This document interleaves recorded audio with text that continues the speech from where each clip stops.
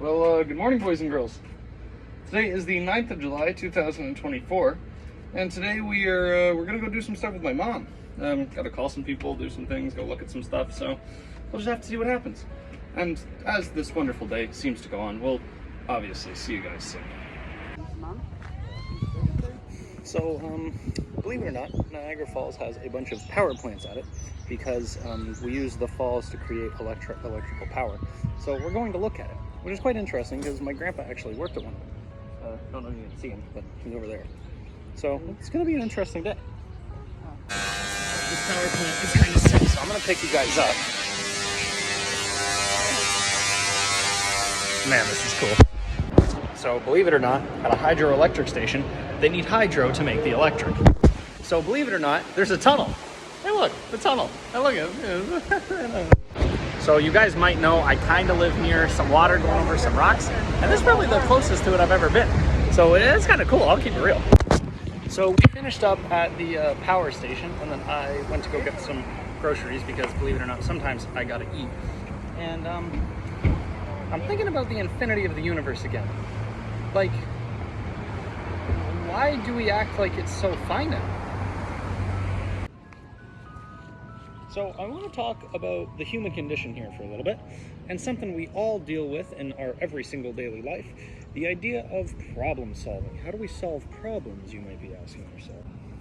So there's a couple things we need to do. One, we need to identify the problem.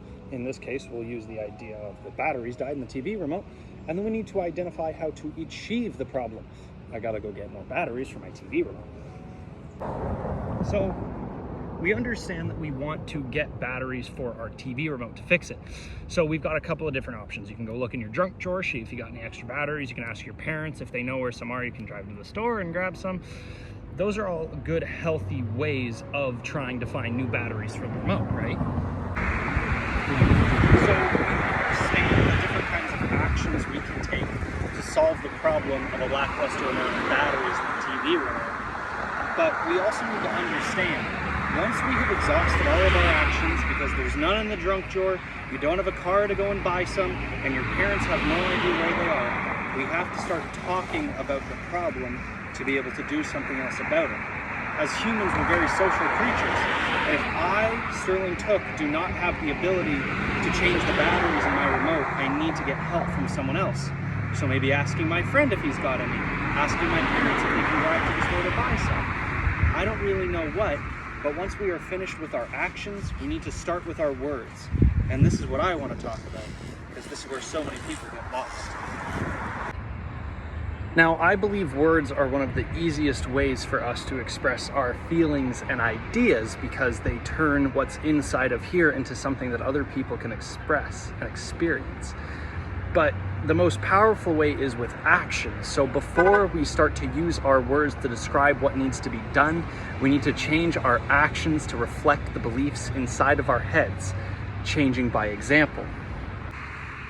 When it comes to the kind of problem like changing the batteries in a remote, it doesn't have as much as a passionate impact as something else like geopolitical issues, human rights, important family matters, and other things that are important to you do. So it's a little bit of a different ball to carry. But when you're going out into the world and you're conversating with people about these very intense issues, we'll use batteries as our example here today. You believe that every remote should have fresh batteries, and the person you're chatting with believes the opposite because they think not all batteries need remotes, right? Like what if you're not using it or something like that? You need to take these emotions that you're feeling because it's so important to you that you get these welling up fires because this person doesn't understand your point of view. But you need to realize the fire that's inside of you might be just as big inside of them. Never get mad at someone for having a different point of view. Try to understand because it will help you grow and be able to fix the problem better. But why am I saying these kinds of things? Because if you're anything like me, you're on the internet all the time. I post videos on it so you can take a gander. I've seen some of the stuff.